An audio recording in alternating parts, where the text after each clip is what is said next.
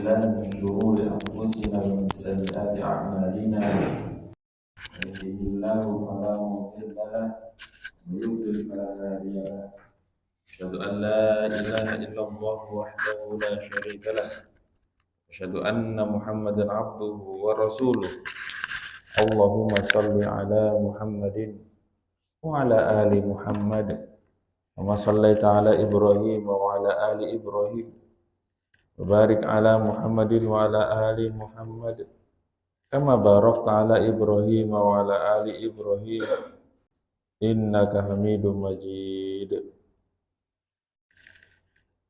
قال الله تعالى في كتابه الكريم يا أيها الذين آمنوا اتقوا الله حق تقاته ولا تموتن إلا وأنتم مسلمون.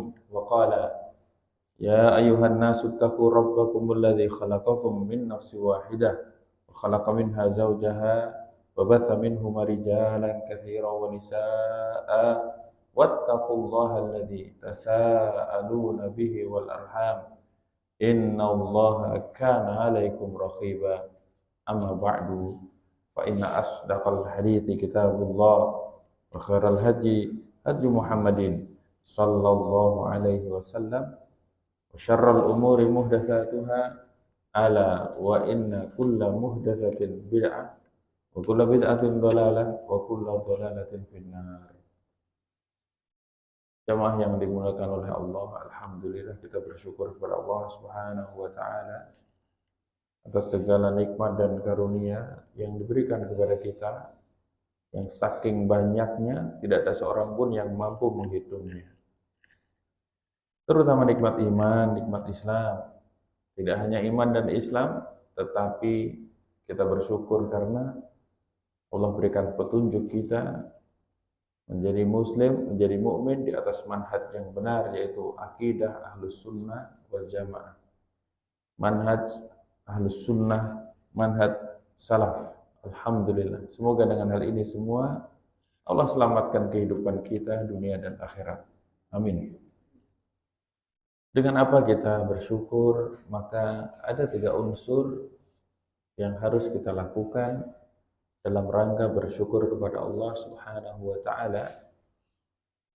Yang pertama, secara hati kita harus mengakui bahwa segala nikmat dan karunia yang ada pada kita, semuanya mulai dari apa yang kita miliki berupa harta benda, tubuh yang lengkap, kepandaian, ilmu, dan semua itu adalah karunia dari Allah Subhanahu wa taala. Jika Allah menghendaki, maka nikmat itu akan dicabut dari seseorang dalam sekejap. Sebagaimana yang berlaku pada Qarun, dia dikasih nikmat yang banyak namun tidak bersyukur, tidak mengakui kalau itu dari Allah. Yang pertama, syukur adalah secara hati kita mengakui segala yang ada pada kita adalah dari Allah Subhanahu wa taala. Bukan dari kehebatan kita, bukan dari ilmu kita, bukan dari jerih payah kita, tidak. Tapi semua itu dari Allah Subhanahu wa taala. Yang kedua, dalam rangka bersyukur, maka lisan kita, lidah kita, mulut kita selalu memuji Allah Subhanahu wa taala, selalu mengagungkan Allah, menyebut asma-Nya. Apabila ada orang yang kagum terhadap apa yang ada pada kita, maka kita ucapkan alhamdulillah, masya Allah, tabarakallah, dan seterusnya. Karena segala nikmat itu harus kita sandarkan kepada Allah. Jadi secara lisan kita harus sering memuji, menyebut, mengagungkan Allah Subhanahu wa taala. Kemudian yang ketiga, secara anggota tubuh kita harus melakukan apa-apa yang diperintahkan oleh Allah. Kita harus berusaha untuk mentaati Allah. Kita harus terus bertakwa kepada Allah. Itulah syukur. Hati mengakui nikmat Allah, lisan memuji Allah, anggota tubuh tunduk patuh taat takwa kepada Allah. Sebaliknya, apabila semua nikmat yang ada pada kita, kemudian kita gunakan untuk bermaksiat kepada Allah, itu namanya kufur. Apa itu kufur? Mengingkari nikmat Allah. Jadi kita dikasih oleh Allah semua fasilitas, tetapi kita gunakan untuk bermaksiat, itulah kufur. Padahal janji Allah di dalam surat Ibrahim, a'udzubillahi minasyaitonirrajim, la in syakartum la azidannakum. Sungguh apabila engkau bersyukur kepadaku, sungguh benar-benar pasti akan aku tambah nikmat itu. Kemudian Allah mengancam, wala in kafartum, akan tetapi kalau engkau kufur, inna adzabi lasyadid, sesungguhnya siksaku sangatlah pedih. Maka dari itu, marilah kita meningkatkan syukur kita kepada Allah dengan cara meningkatkan ketakwaan dan ketaatan kita kepada Allah Subhanahu wa ta'ala. Alhamdulillah. Saya nanya, kalau sekiranya manusia itu seluruh hidupnya digunakan untuk syukur, kira-kira bisa tidak impas dengan nikmat Allah? Bisa tidak? Nggak bisa. Karena ya kalau kita bersyukur, syukur kita itu aja suatu nikmat yang butuh disyukuri lagi. Begitu besarnya nikmat karunia Allah Subhanahu wa ta'ala. Kita mohon ampun kepada Allah atas dosa dan kesalahan kita, yang itu merupakan tindakan kufur nikmatnya. Ini kita mohon petunjuk kepada Allah ke depannya agar kita menjadi manusia yang bersyukur. Yang syukur sedikit atau banyak? Sedikit. Yang bisa bersyukur hanya sedikit. Allah berfirman, wa qalilum min ibadiyasy syakur, dan hanya sedikit dari hamba-hambaku yang bersyukur. Syukur itu memang derajat yang tinggi. Makanya hanya sedikit yang mampu mensyukuri. Banyak yang secara hati tidak mengakui, lisannya terus mengeluh. Tidak hanya mengeluh, terkadang protes kepada Allah. Nah, masuk nih, ada satu yang menyangkut dengan sifat Allah, Pak. Ketika diuji, dia bilang begini, takdir memang kejam, tak mengenal perasaan. Orang seperti ini dia tidak bersyukur secara lisan dan secara hatinya. Nggak boleh bilang begitu. Kan itu ujian. Kalau dia pahami, dia sadari ujian itu sebenarnya bentuk kasih sayang Allah. Kadang-kadang orang itu mau terlewat jalan, mau tersesat, supaya kembali Allah uji. Kadang-kadang begitu. Namanya ujian. Ada orang itu yang diingatkan oleh Allah dengan suatu yang ringan, dia sudah sadar. Ya, ibaratnya disenggol saja sudah sadar. Ada lagi yang agak bandel, harus dicubit, baru sadar. Ada lagi yang dicubit juga nggak sadar, harus tampol gitu kan. Harus tabok, baru sadar. Kan ujiannya beda-beda ya kan. Tapi semoga Allah mengampuni kita semuanya dan memberikan ujian yang kita sanggup untuk melewatinya, insya Allah. Baik, seingat saya sudah pernah saya sampaikan tentang beberapa sifat Allah, diantaranya kudrah, iradah. Itu ya, kudrah itu Allah maha kuasa, iradah maha menghendaki. Allah maha kuasa terhadap segala sesuatu yang baik, yang layak dengan keagungan Allah. Terus Allah maha menghendaki. Kita punya kekuasaan dan juga kehendak, tetapi kalau Allah tidak kehendaki, tidak akan pernah terjadi apa yang kita inginkan. Itulah bedanya kehendak dan keinginan manusia dengan kehendak dan keinginan dari Allah Subhanahu wa taala. Berikutnya juga seingat saya sudah saya sampaikan mengenai sifat as-sam'u. Allah maha mendengar. Terus Al-Basir, Allah Maha melihat. Kemarin kita sudah membahas mengenai as-sam'u, itu Allah Maha mendengar. Gimana? Doa-doanya sudah ditambah Ibu-ibu Bapak semuanya insyaallah ya. Nah, sudah saya sampaikan juga kapan kita paling bagus berdoa itu.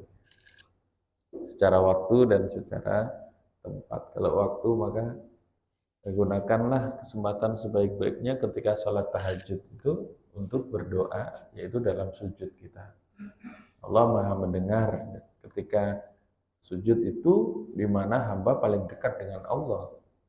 Atau Rabbu ma yakunul abdu bi rabbihi wa huwa sajid. Saat di mana seorang hamba itu sangat dekat, paling dekat dengan Allah adalah ketika dia bersujud. Fa'akthiru minad du'a, maka perbanyaklah berdoa. Bahkan kita boleh berdoa dalam sholat sunnah, boleh berdoa dengan menggunakan bahasa masing-masing untuk sholat sunnah. Tapi kalau sholat fardu, kita hanya melafadzkan doa-doa yang diajarkan oleh Rasulullah SAW. Berikutnya, salah satu sifat Allah adalah al-ilmu. Allah Maha mengetahui, al-alim. Nama al-alim, Allah Maha mengetahui, maka terkandung sifat al-ilmu. Allah mengetahui. Allah Maha mengetahui, ternyata mengetahui segala sesuatu yang terlihat maupun yang tersembunyi, kecil maupun besar, di langit maupun di bumi, bahkan yang ada di dasar lautan. Nah, ini Bu. Sekarang tadi kita ulang lagi. Yang terlihat maupun yang tersembunyi, Allah Maha tahu. Kalau kita tahunya yang terlihat saja, yang tersembunyi tahu tidak, Pak? Yang tersembunyi itu misalnya apa? Isi hati. Wah. Ibu-ibu tahu nggak isi hati suaminya, Bu? Hah? Kok nggak tahu? Bapak tahu nggak isi hati istrinya? Kenapa tidak tahu? Karena sesuatu tersembunyi. Kalau dibelah dadanya gimana? Tapi kalau Allah Maha mengetahui yang terlihat maupun yang tersembunyi. Allah Maha tahu. Allah tahu, Pak. COVID itu ada di mana, Allah tahu. Kita tahu nggak? Karena itu sesuatu yang tersembunyi. Kalau tabungan itu suatu tersembunyi apa enggak, Bu? Sesuatu yang disembunyikan. Yang terlihat, yang tersembunyi Allah tahu. Yang kecil maupun yang besar Allah tahu. Kalau kita kan tahunya yang gede-gede aja. Ya, Bu. Ada makhluk yang tidak terlihat, kayak tadi saya sebutkan. Itu tuh kalau makan hati-hati, harus makanan yang bersih, yang higienis. Kenapa? Takut apa? Di dalam makanan itu ada apa? Bakteri. Padahal nggak kelihatan ya, Pak ya. Padahal. Tapi kalau Allah tahu semua. Makhluk sekecil zarrah Allah tahu. Pertama Allah berfirman, alimul ghaibi wasyahadah. Allah Maha mengetahui yang gaib maupun yang nyata. Tadi dalil untuk yang pertama tadi. Yang gaib itu apa? Gaib apa artinya? Betul, gaib itu ada tapi nggak kelihatan. Termasuk orang yang nggak datang ini namanya gaib. Tapi jangan bilang makhluk gaib. Kalau orang Arab itu Bu, kalau datang, kalau di absen itu bilangnya hadir. Kalau nggak datang berarti goib. Jadi saya izin goib gitu. Kalau di dalam absensi Arab begitu. Ya Allah mengetahui yang goib dan yang nyata, yang kelihatan. Terus yang kecil dan yang besar Allah tahu. Dalilnya adalah surat Saba ayat 3. Kalau dari surat Al-Hasyr ayat 22. Ini sekarang surat Saba ayat 3. Alimul ghaib, Allah Maha mengetahui yang gaib. La ya'zubu anhu mithqalu dzarratin fis samawati wala fil ardh. Tidak ada yang tersembunyi daripada Allah walaupun seberat biji dzarrah di langit maupun di bumi. Apa itu zarrah? Nah, Ibu tahu gandum tidak? Gandum itu diibaratkan sesuatu yang kecil. Siapa yang punya iman sebesar biji gandum, nanti akan dikeluarkan dari neraka, dimasukkan ke surga. Kemudian disiksa. Terus Allah berfirman lagi, siapa yang punya iman seberat biji tepung, lebih kecil lagi dari gandum, ketika gandum sudah digiling menjadi tepung. Sebesar apa biji tepung itu? Kalau sama nasi, sama gandum, gedean mana? Ibu-ibu kalau ke restoran di sekitar sini, kalau makan nasinya dihitung nggak Bu? Hah? Nasinya nggak dihitung?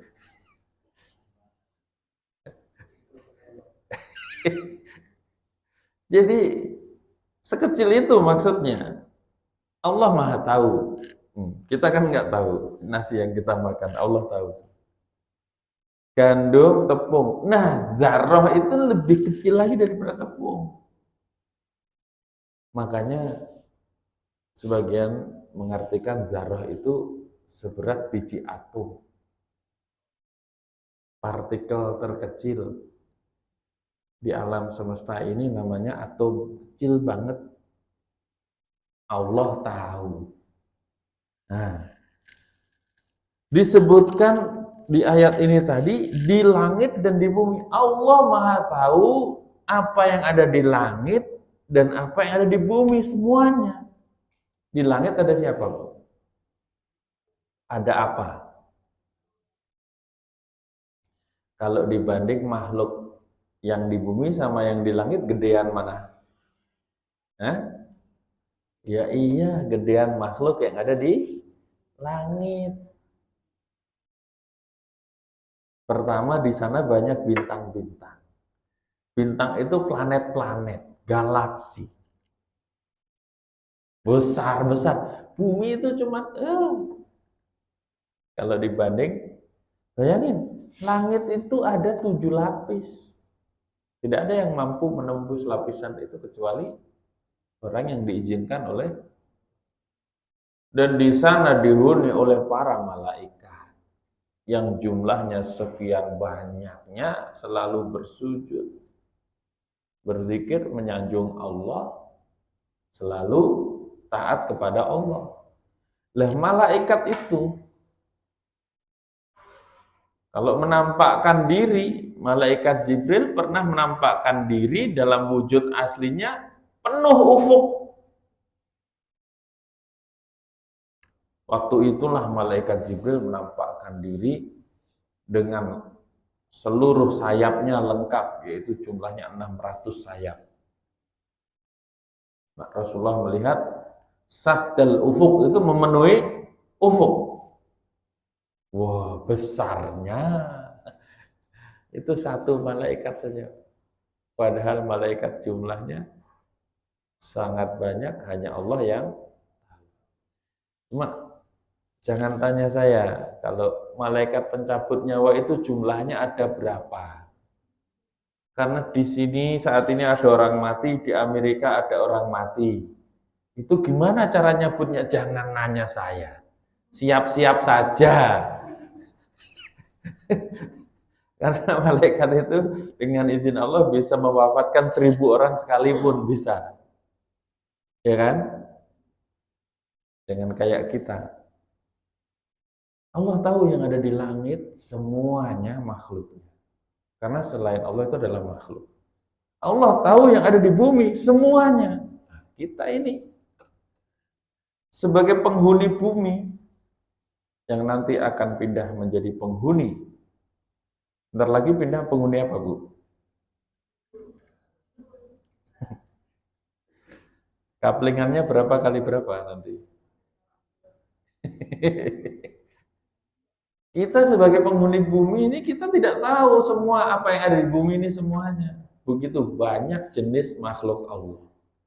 Manusia aja bentuknya beda-beda ya, Bu ya. Dari sisi manusia. Ada ras yang lemah, ada ras terkuat. Siapa Pak ras terkuat? Ras terkuat siapa? Yang kalau naik motor ngesen kanan beloknya ke kiri itu siapa?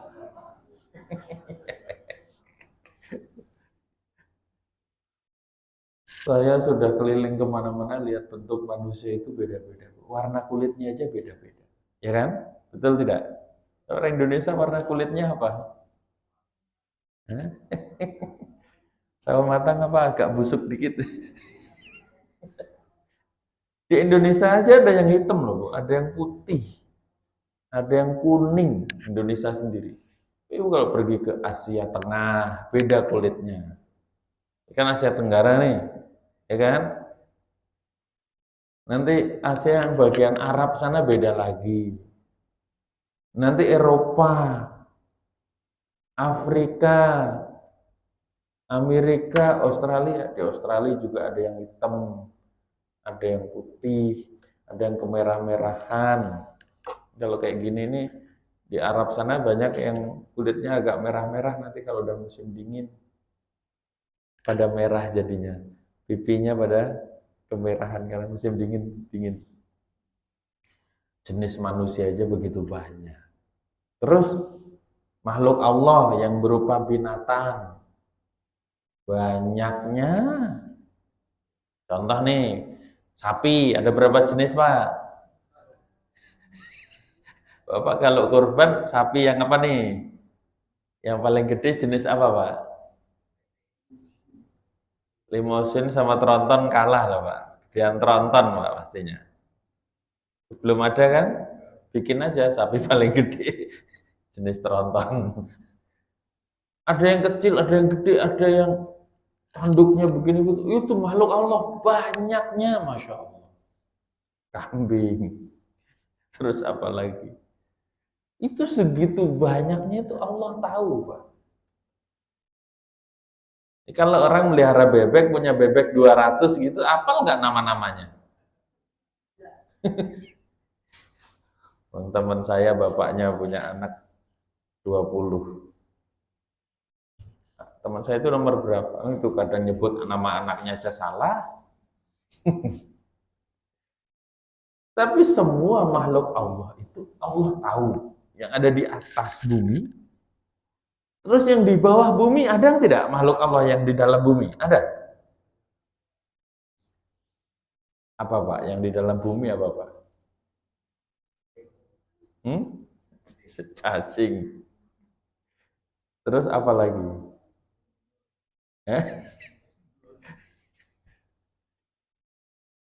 Di dalam bumi juga ada harta perbendaharaan. Allah tahu tidak? Allah Maha tahu. Apa aja kekayaan yang ada dalam bumi? Allah tahu. Yang biasa diperebutkan manusia menjadi perang. Rebutan apa Pak misalnya? Minyak atau gas. Nah, saya berpikir untuk apa orang Belanda menjajah Indonesia sekian lama? Saya nggak percaya kalau ke sini cuma nyari rempah-rempah doang gitu kan. Masa iya? Kalau menurut saya itu mereka dulu memang mencari tambang kekayaan negeri Indonesia. Mereka pengen mengeruknya. Nah, akhirnya kan sekarang dilanjutkan oleh Amerika, Eropa ya, mengeruk kekayaan tambang di Indonesia. Kalau cuma rempah-rempah doang ya nggak cucuk ya Bu ya, ongkosnya ya kan. Sini cuma mau nyari kapulaga misalnya gitu kan. Ketumbar, jinten, merica. Ternyata itu kekayaan di dalam bumi. Nah, kita baru bicara langit, yang di atas bumi, yang di bawah bumi. Kita belum bicara yang di air, di laut. Oh, sebutkan nama-nama ikan. Dapat hadiah sepeda nanti ya.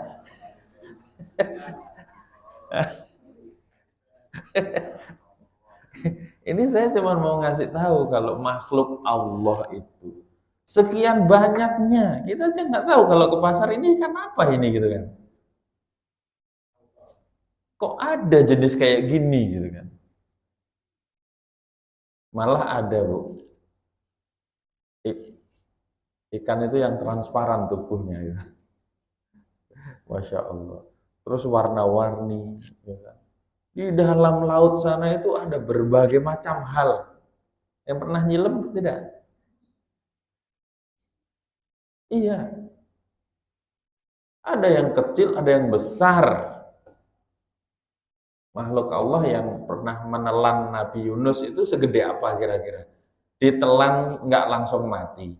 Berarti gede banget. Iya betul, gede ikan paus itu. Kan pernah teman cerita pernah terdampar di daerah Indonesia Timur di Flores itu satu paus gede Pak, terdampar. Akhirnya dibelah-belah, dibagi-bagi itu cukup dibagi untuk 3 kampung. Satu paus itu. Ada juga yang pernah nemu muntahannya paus itu. Itu mahal sekali. Muntahan paus yang dipakai untuk bahan kosmetik. Saya itu pengen ngasih tahu bahwa Allah ini Maha tahu. Segala hal Allah tahu. Yang kita tidak tahu. Padahal kita tinggal di atas bumi. Pengetahuan kita sangatlah terbatas. Allah itu tahu semua, kenal semua.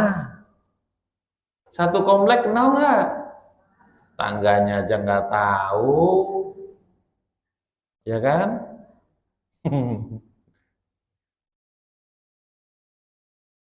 Itulah Allah Maha mengetahui, Bu. Nama seluruh hambanya dari ujung dunia sampai ujungnya lagi tahu.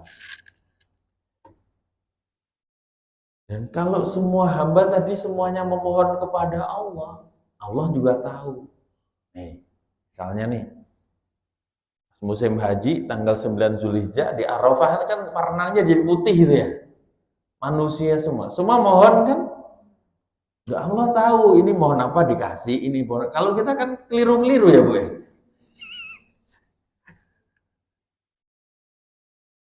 Allah Maha tahu.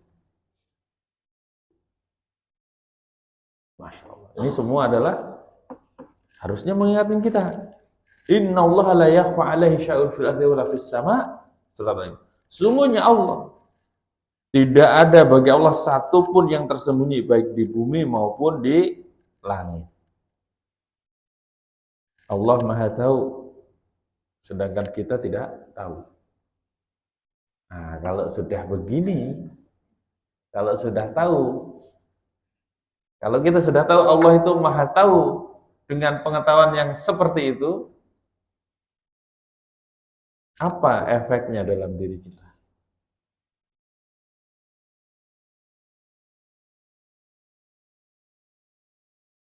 Pertanyaannya, ada nggak kalau gitu tempat yang aman untuk berbuat maksiat? Supaya tidak diketahui oleh Allah. Ada tidak? Tidak ada. Bagaimana caranya kita lari dari pengetahuan Allah? Bisa tidak? Nah, inilah yang seharusnya menjadi buah daripada iman terhadap asma Allah yang sifat Allah ilmu. Berarti kita mau ngapain aja Allah Maha tahu. Kalau ada orang ngomongnya pinter, manis, meyakinkan, tapi dia bohong. Kayak politikus itu loh, Bu. Allah tahu tidak? Dikira Allah nggak tahu kali ya? Mas, rakyatnya sih dibohongin semuanya. Mungkin rakyatnya nggak tahu. Iya. Dikira Allah nggak tahu. Padahal Allah Maha mengetahui apa yang tersembunyi di dalam hati.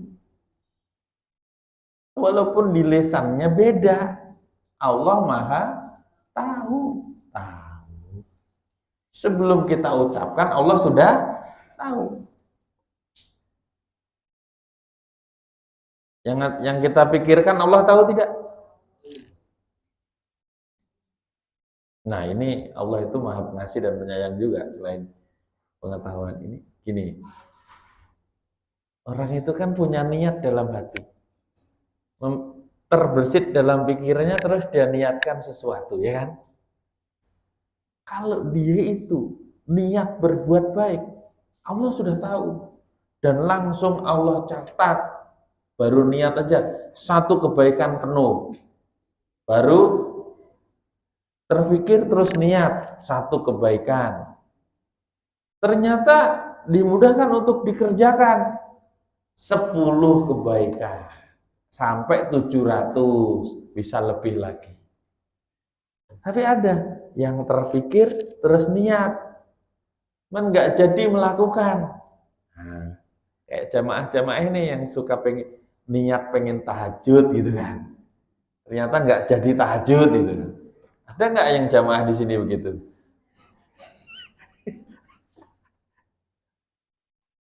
Alhamdulillah sudah dicatat 1 kebaikan. Iya. Nah, sebaliknya Allah Maha Pengampun. Orang terbersit, terpikir, terus niat berbuat jahat. Belum dicatat dosa. Dia dicatat dosa kalau dia lakukan 1 dosa aja. Niat berbuat jahat, tapi nggak jadi dilakukan. Nggak jadi dosa. Malah kalau dia meninggalkannya karena takut kepada Allah, berarti jadi pahala. Nah, ini. Jadi Allah tahu, Pak. Allah tahu tidak bisik-bisik tetangga. Nah,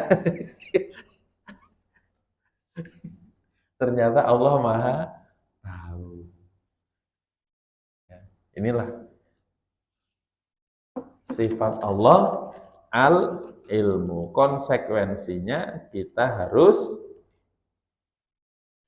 berhati-hati dalam menjalani hidup kita ini karena selalu diawasi oleh Allah. Allah Maha tahu, ilmunya mencakup segala sesuatu. Berarti kalau gitu harus hati-hati sekarang. Mau ngomong harus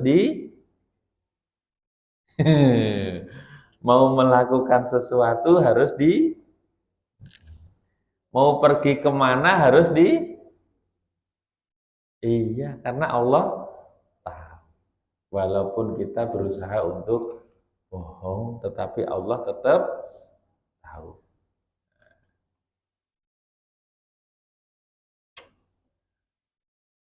Nanti banyak manusia menyesal di hari kiamat. Ketika apa? Ketika semua yang dia ucapkan, semua yang dia pikirkan, semua yang dia lakukan itu akan diungkap oleh Allah Subhanahu wa Ta'ala. Kalau di sini kan dia banyak berpura-pura, ya. Manusia kan banyak berpura-pura, pura-pura soleh gitu kan, di depan orang.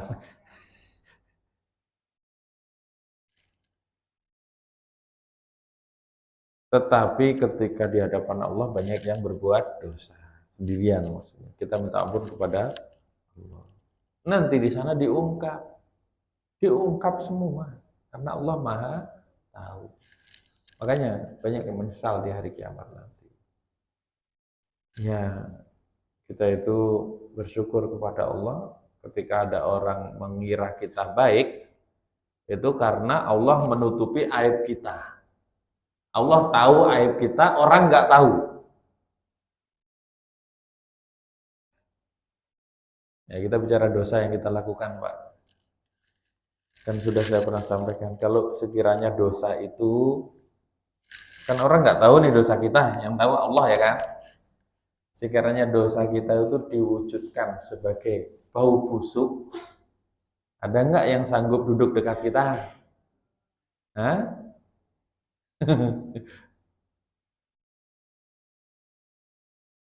Orang berbuat dosa tapi malah wajahnya tambah glowing ya kan.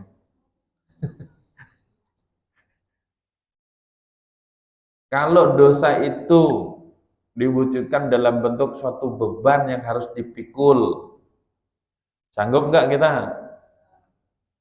Karena orang itu nggak tahu dosa-dosa itu. Allah yang kan ada orang yang dosanya itu ditumpuk sampai setinggi langit. Ada orang yang dosanya itu besar seberat bumi. Tapi kalau datang kepada Allah bertaubat, bertauhid, yaitu tidak syirik, beriman dan beramal soleh, nanti Allah ampuni semua itu. Nah, inilah Allah Maha Tahu. Kita lanjutkan sifat Allah yang lain. Apakah ada yang bertanya sebelum kita lanjutkan? Ini dalil tentang Allah Maha Mengetahui ini banyak sekali ya. Banyak sekali. Wa indahu mafatihul ghaibi la ya'lamuha illa huwa. Dan dialah Allah, di sisinya ada kunci-kunci semua yang gaib, yang tidak ada yang mengetahuinya kecuali hanya Allah. Wa ya'lamu ma fil barri wal bahr. Allah mengetahui apa yang ada di daratan dan apa yang ada di lautan. Wa ma tasqutu min waraqatin illa ya'lamuha. Dan kalau ada daun yang jatuh, pasti Allah tahu. Pernah dosen bikin soal begini, sebutkanlah kunci-kunci gaib yang hanya diketahui oleh Allah. Jawabnya gimana? Ya, kalau yang tahu hanya Allah, bagaimana saya bisa tahu gitu kan? Jawabnya gitu.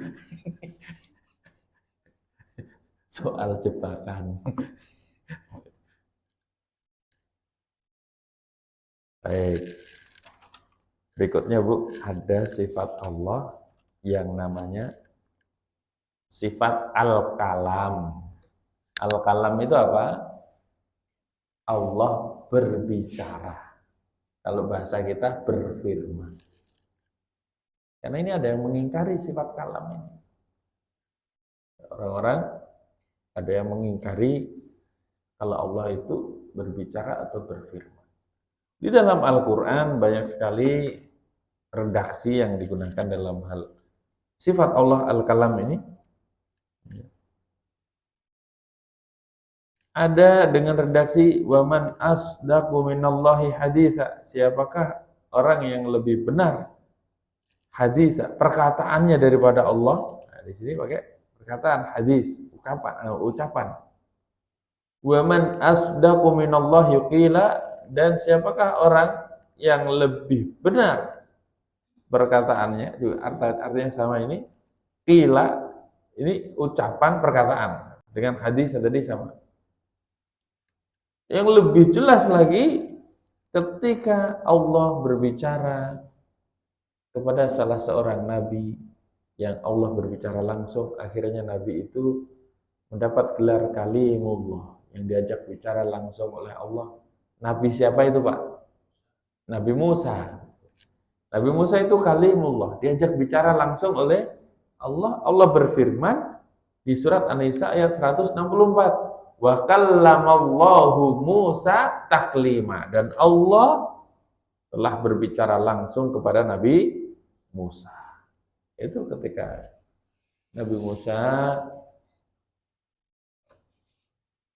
ceritanya panjang ya, cerita Nabi Musa setelah berantem dengan pengikutnya Fir'aun, dipukul langsung mati itu, dicari-cari sama anggotanya Fir'aun, maka Nabi Musa ditemui oleh orang, dikatakan kamu sedang diburu, lebih baik menyelamatkan diri. Akhirnya pergi jauh sampai ke negeri Madian. Di sana dia lapar, terus melihat orang-orang sedang berebut untuk ngasih minum ternak. Nah, ini ada dua gadis nggak bisa ngasih minum ternak kecuali sampai orang-orang selesai. Akhirnya dibantu sama Musa ini, dibantu dikasih minum. Dan setelah itu selesai, dia sedang duduk di bawah pohon, betul-betul mengharap karunia Allah karena lapar. Tiba-tiba satu dari gadis tadi datang dengan malu-malu, ayahku mengundang, karena mereka nggak bisa, mereka harus mengasih minum ternak karena ayahnya sudah tua, udah nggak mau. Ayahku mengundangmu ke rumah untuk diberikan upah, tadi sudah membantu. Akhirnya Nabi Musa mengikuti, terus gadis itu berjalan di depan Nabi Musa, tetapi ada angin menerpa kan, akhirnya tersingkap-singkap. Kata Nabi Musa, kamu di belakangku aja, nanti kalau belok kanan bilang belok kanan, kalau kiri bilang belok kiri. Ini saya kasih tahu di dalam tafsirnya, karena kalau di sejarahnya orang-orang Yahudi kan Nabi Musa pacaran sama anaknya Nabi Syuaib kan, enak aja. Nah, di sini Nabi Musa akhirnya Musa sampai ke rumahnya Syuaib. Syuaib ini khilaf para ulama apakah Syuaib nabi atau bukan. Lebih banyak berpendapat bukan, karena masanya jauh berbeda. Nabi Syuaib yang terkenal umat terdahulu itu, yang umatnya curang dalam takaran dan timbangan itu. Kalau sekiranya iya berarti umurnya panjang banget gitu. Maka sebagian berpendapat itu bukan Syuaib itu. Terus cerita, ditanya, nah baru selamat. Ternyata anak gadisnya itu pinter. Wahai ayah, kenapa nggak disuruh kerja di kita aja gitu. Karena sebaik-baik orang yang disuruh bekerja itu adalah al-qawiyyu al-amin. Qawi itu kuat, amin itu amanah. Wah, ini susah ini nyari pekerja yang punya dua sifat ini. Kalau ketemu orang ini jaga baik-baik, Pak. Al-qawi, al-amin. Kuat dan amanah. Ada kebanyakan kuat tapi nggak amanah. Terus ada juga yang amanah tapi nggak kuat. Tapi kalau kuat sama amanah ini masuk.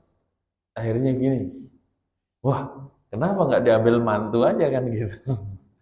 Akhirnya bapaknya itu bilang gini, sesungguhnya aku ingin menikahkan kamu dengan salah satu dari dua anak gadisku ini. Tapi syaratnya kamu bekerja 8 tahun.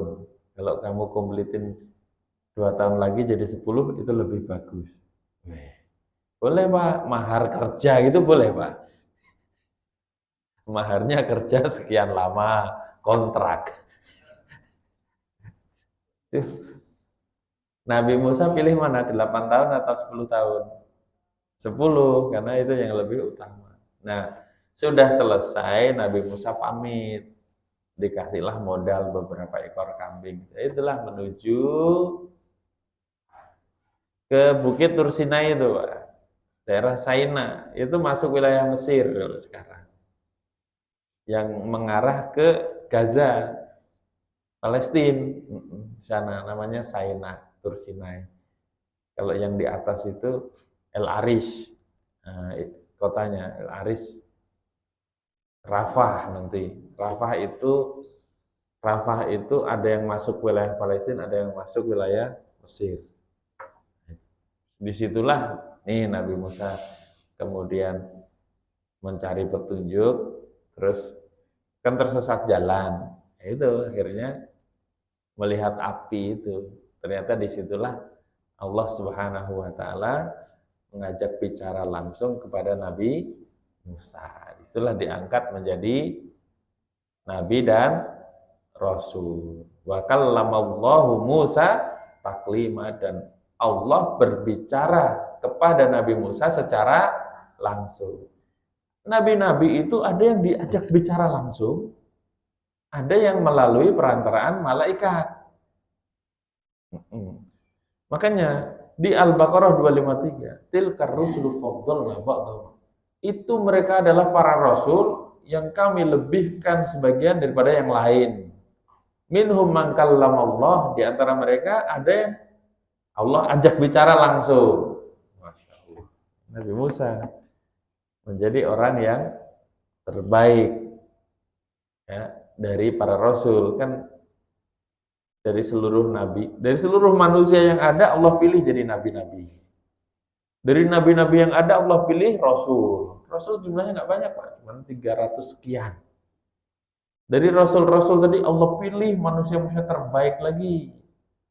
Ada 5, namanya ulul azmi.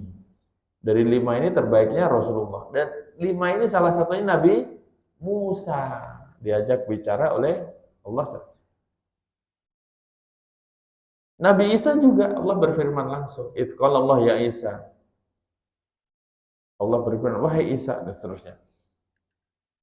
Nabi Musa itu dipanggil di Gunung Tur tadi, disebutkan dalam surat Maryam ayat 52 dan surat-surat yang lain. Wa nadainahu min janibit turil aymani wa qarrabnahu najiyya, dan kami telah memanggilnya dari sebelah kanan Gunung Tur. Gunung Tur di daerah Saina, makanya disebut Tur Sinai. Dan kami telah mendekatkannya kepada kami ya, di waktu dia munajat kepada kami. Kadang Allah menggunakan redaksi nada. Wa idh nada rabbuka Musa, dan ketika Tuhanmu menyeru Musa. Wa yawma yunadihim, hari ketika Allah menyeru mereka. Jadi kadang kata hadisa, ila, nada, semua tadi itu menunjukkan Allah memiliki sifat kalam, yaitu berbicara. Kalau Allah memang bisa berbicara langsung.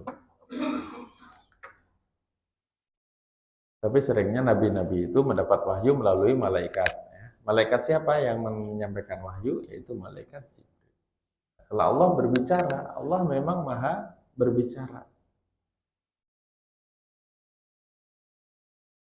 Apakah Tuhan-Tuhan selain Allah bisa berbicara yang disembah manusia? Makanya saya bilang Pak, orang musyrik itu orang paling bodoh. Manusia kok nyembah batu, patung yang dia pahat sendiri. Bisa ngomong tidak? Bisa dengar tidak? Bisa gerak enggak? Loh, kalau sekiranya matanya bisa gerak kan malah lari yang nyembah. Malah kabur ya kan?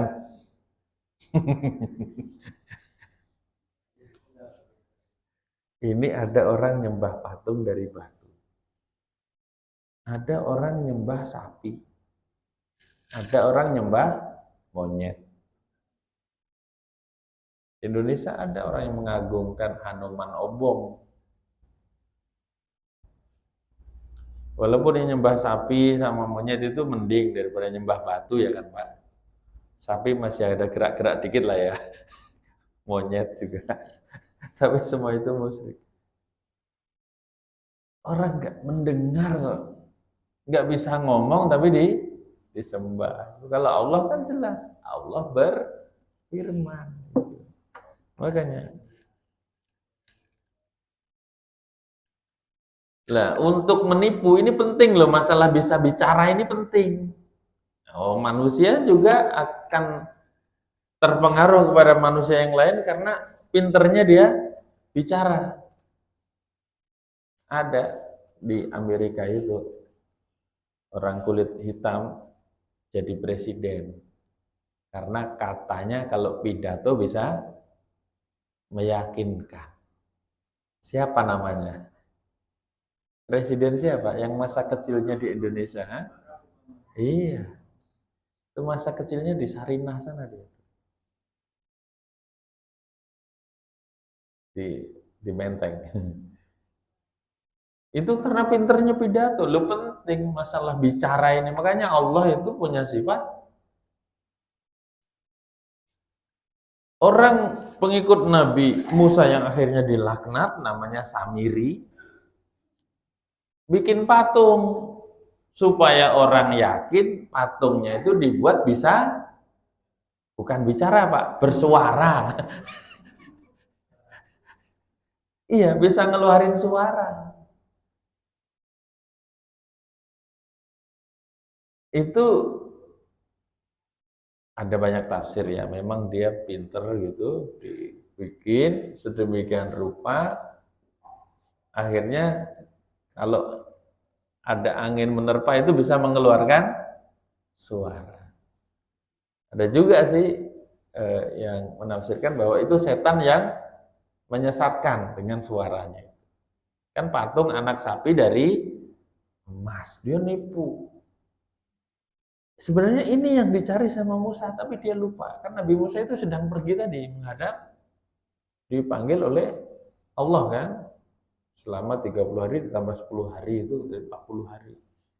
Malah dia bikin itu. Nah, supaya meyakinkan itu bisa bersuara tadi. Itu pentingnya suara, pentingnya bicara.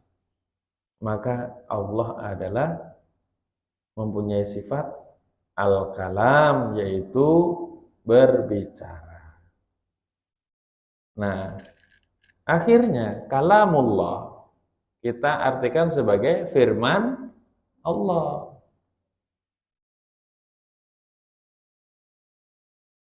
Kalau perkataan Allah harus kita dengar tidak?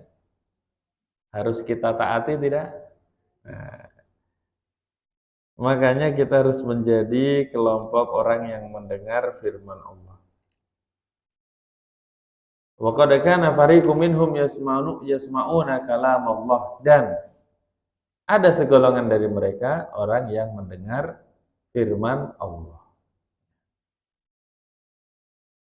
Yang paling bagus kalau orang itu disampaikan kalam atau firman Allah kemudian mengikutinya.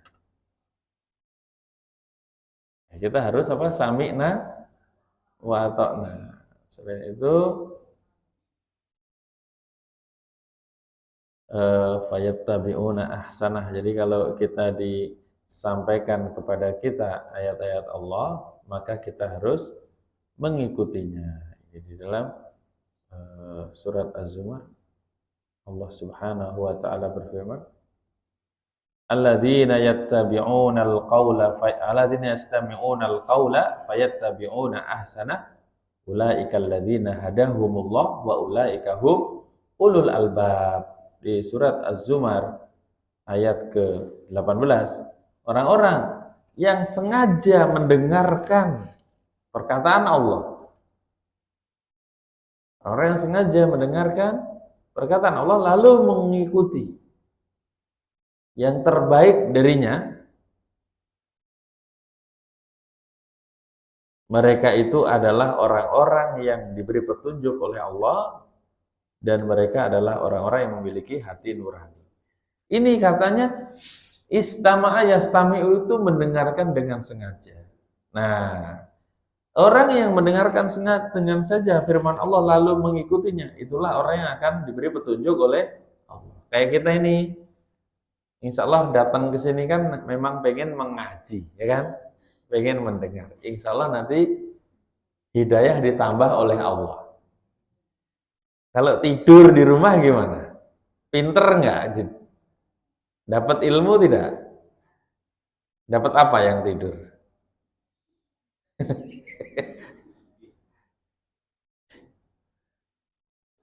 Orang yang datang ke majelis saja belum tentu, ya kan? Ke majelis ngantuk-ngantuk gitu kan.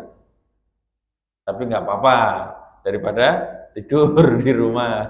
Tetap datang ke sini, duduk dalam majelis ilmu, sudah berusaha untuk mendengarkan dengan sengaja firman Allah, terus nanti dengan hal itu Allah kasih petunjuk. Nah, itu.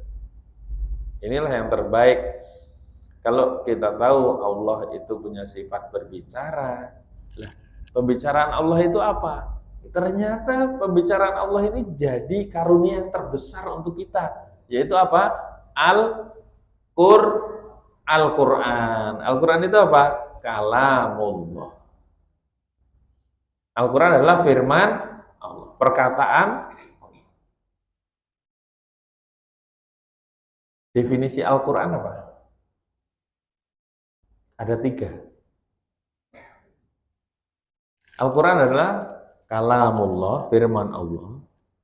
Duh, firman Allah kan banyak. Allah berfirman juga kepada Nabi Musa tadi, kepada Nabi Ibrahim, Nabi Isa dan seterusnya. Itu firman Allah. Maka kalau Al-Quran yang pertama adalah kalamullah, yang kedua Al-Munazzal ala Muhammadin, yang diturunkan kepada Nabi Muhammad. Berarti yang diturunkan kepada Nabi Musa bukan Quran, tapi apa? Yang diturunkan kepada Nabi Musa apa? Taurat. Selain Taurat ada Shahifah. Yang kedua adalah diturunkan kepada Nabi Muhammad. Yang ketiga, al-muta'abbad bitilawati, membacanya itu adalah suatu ibadah. Ini nanti membedakan antara Al-Quran dan hadis qudsi. Karena hadis qudsi juga firman Allah, tapi nggak boleh dipakai untuk sholat. Bedanya itu. Maka ini 3 definisi Al-Quran. Yang pertama firman Allah, yang kedua diturunkan kepada Nabi Muhammad, yang ketiga membacanya adalah suatu ibadah. Nah, ini dari sifat Allah yang namanya Al-Kalam, buktinya ada di Al-Quran. Yang jadi pertanyaan,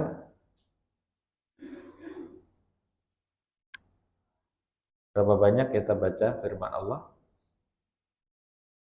Al-Quran tadi? Insya Allah ini jamaah sini rajin semua ya.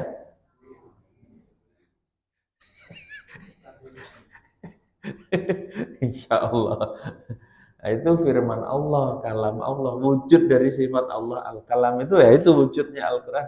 Harus kita baca, kita dengarkan, kita ikutin supaya kita mendapat petunjuk. Petunjuk itu ada di sana, ada di Al-Quran. Ya, cuman sayang kadang-kadang Al-Quran itu hanya setia mengisi rak-rak buku, baik di rumah maupun di masjid. Seorang ustadz berkunjung ke rumah muridnya. Sebelumnya ustadz ini telah membantu ini itu apa segala, terus murid ini menyiapkan satu amplop berisi uang untuk hadiah. Diletakkan di meja. Si ustadz ini melihat, terus akhirnya ya takut kalau nanti apa namanya hilang atau apa, diamankanlah sama si ustadz ini uang. Terus selesai acara ustadznya pamitan. Sekian lama akhirnya jadi salah paham. Dikira ustadznya tadi ngambil uang itu, jadi dia nggak ikut kajian sekian lama. Uangnya diambil sama ustadz itu gitu. Sekian lama nggak ikut kajian, salah paham sama. Sebenarnya hubungannya baik. Suatu ketika ketemu lagi nggak sengaja. Mohon maaf Pak Ustadz, saya selama ini nggak ikut karena gini. Dikira ustadznya ngambil. Oh enggak, itu amplop saya selipin di Al-Quran. Karena saya tahunya pasti kan antum-antum baca Al-Quran, ternyata nggak baca. Terus pulang dilihat bener masih utuh di situ. Aduh.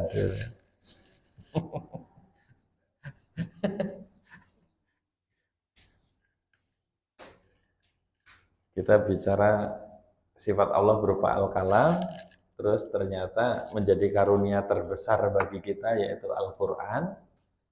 Berarti kita harus rajin membacanya supaya mendapat petunjuk dari firman Allah tadi. Baik. Mau bertanya ya Pak? Silakan Pak. Siapa mau bertanya? Siap.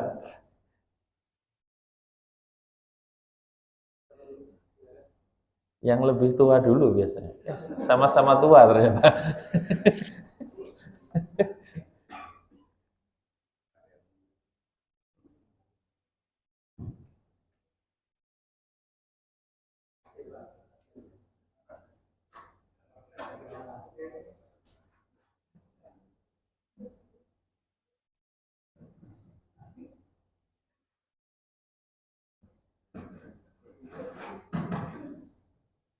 Assalamualaikum warahmatullahi wabarakatuh. Waalaikumsalam warahmatullahi Tadi Ustaz menjelaskan mengenai hadis ini, hadis kursi.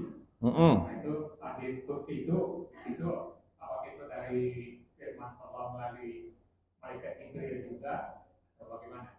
Baik. Bedanya hadis qudsi dengan Al-Quran dan hadis nabawi. Jadi ada Al-Quran, ada hadis.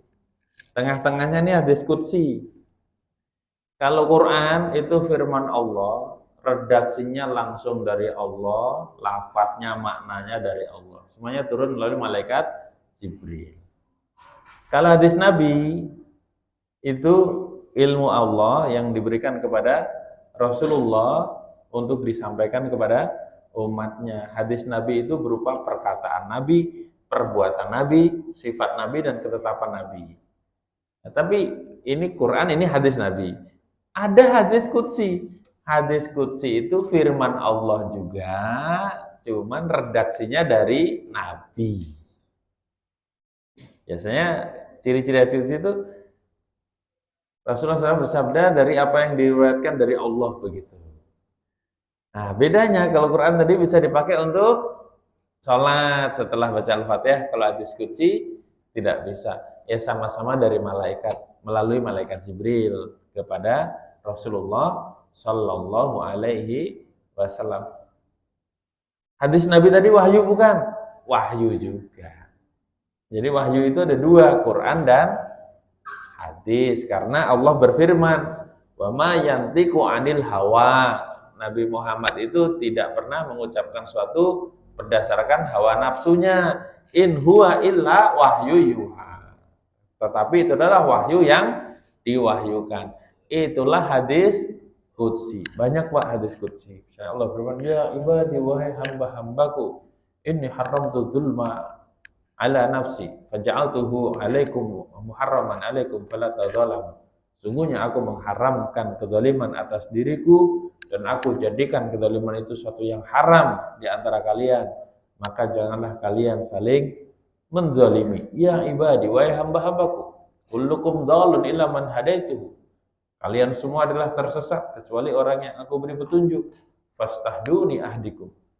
Maka mintalah petunjuk kepadaku, aku akan beri petunjuk, dan seterusnya. Banyak itu beberapa contoh hadis qudsi. Itulah bedanya antara Quran, hadis qudsi, dan hadis Nabi. Definisinya seperti itu. Wallahu a'lam. Silakan. Terima kasih. Assalamualaikum warahmatullahi wabarakatuh. Waalaikumsalam. Mengenai sifat Allah al-alim dan al-ghafur. Kami dan mampu. Pertanyaannya, kita sebagai manusia yang tidak luput dari salah dan dosa, juga karena sadar bertaubat. Pertanyaannya adalah, perbuatan baik atau buruk akan diperlihatkan, akan dibahas. Sementara itu Allah mengampuni. Bagaimana? Apakah juga akan ditampilkan dan dibalas kejahatan itu? Dan manusia itu begitu dia berbuat dosa atau salah, dia istighfar, mengampun segala. Apakah juga dibalas dosa itu dengan sisa? Kemudian bagaimana dengan sifat pengampunnya itu? Baik. Ya, terima kasih. Waalaikumsalam warahmatullahi wabarakatuh. Dari kata ghafara yaghfiru mengampuni, maka kemudian ada nama Allah yang namanya Ghafir. Ghafir itu Allah mengampuni. Ada nama Allah lagi Ghaffar. Ghaffar itu banyak mengampuni, mudah mengampuni. Ada lagi Pak, Ghafur. Nah, yang paling besar Ghafur. Sudah mengampuni, menghapus dosanya, mengganti jadi pahala. Wow. Mau nggak Pak begitu? Gimana caranya? Ada di surat Al-Furqan. Surat Furqan di halaman terakhir. Setelah Allah menyebutkan bahwa orang hamba Allah yang beriman itu tidak melakukan dosa-dosa besar. Syirik, berzina, membunuh jiwa yang diharamkan untuk dibunuh. Itu dosa-dosa yang sangat besar. Siapa yang melakukannya akan dicampakkan dalam dosa, ya. Yudha'af lahul adzab, akan dilipat gandakan baginya siksa, wa yakhlud fihi muhana, dan dia akan dikekalkan dalam siksa itu sebagai penghinaan. Illa, kecuali, karena dulu ada Pak sahabat Nabi itu yang sebelum masuk Islam kan ada yang nyembah selain Allah, ya kan, ada nggak? Yang berzina ada tidak? Ada yang membunuh? Ada. Maka illa, kecuali siapa? Illa man taba, kecuali orang yang bertobat. Wa amana, bertauhid, menjauhi syirik, beriman dengan iman sebaik-baiknya. Wa amila salihah, lalu melakukan amal saleh. Mengganti Pak dosa yang dulu dibalas dengan amal saleh. Faulaika, maka mereka itu yubadilullahu sayyi'atihim hasanat. Allah ganti, Allah rubah keburukannya menjadi hasanat, jadi pahala. Wa kana Allahu ghafurur rahim. Dan Allah Maha Pengampun lagi Maha Penyayang. Jadi nggak usah khawatir kalau tobatnya benar-benar terus mengganti dengan amal soleh. Dosanya 1 gunung, amalnya harus 2 gunung lebih, ibaratnya begitu. Kalau mau ditutupi aib kita, gimana caranya? Ya kita tutupi aib orang lain. Misalnya Rasulullah bersabda, man satara musliman satarallahu lahu yaumil qiyamah. Siapa yang menutupi aib seorang muslim, Allah akan tutupi aibnya di hari kiamat. Supaya kita tidak dipermalukan di hadapan seluruh makhluk. Itu Pak, semoga dosa-dosa kita itu tidak hanya diampuni tapi dihapus oleh Allah Subhanahu wa ta'ala, supaya kita tidak dipermalukan di hadapan seluruh makhluk. Nampaknya cukup dulu ya, insya Allah ya. Barakallahu fikum. Terima kasih atas perhatiannya. Mohon maaf atas kekurangan kalau ada. Kita akhiri dengan kafaratul majlis. Subhanaka Allahumma wa bihamdika asyhadu an la ilaha illa anta astaghfiruka wa atubu ilaik. Wassalamualaikum warahmatullahi wabarakatuh.